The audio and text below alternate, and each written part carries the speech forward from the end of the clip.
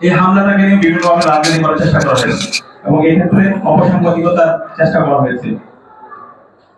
কিন্তু এক্ষেত্রে social media এই বিষয়গুলোকে খুব চমৎকারভাবে জাতির সামনে নিয়ে আসে এবং পরবর্তীতে ঢাকা বিশ্ববিদ্যালয়ে যখন ভ্যাকেন্সি করা হয় 18 জুলাই প্রাইভেট ইউনিভার্সিটির আমাদের ভাই বোনরা যখন রাস্তায় নেমে প্রতিরোধ করে তোলে, ওই সময় আমরা শুনতে পাচ্ছিলাম যে কোনো সময় ইন্টারনেট ব্ল্যাক আউট হয়ে যেতে পারে এবং কারফিউ জারি হতে পারে।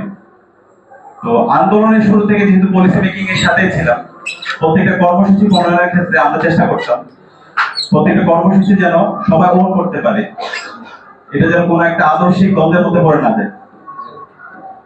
তো 18 জুলাই থেকে আমরা তখন 9 দফার কথা চিন্তা করি এবং 9 দফাটা এমনভাবে তৈরি করা হয় যে এই 9 দফাটা নেতা থাকুক আর না থাকুক আন্দোলনটা চলতে থাকে।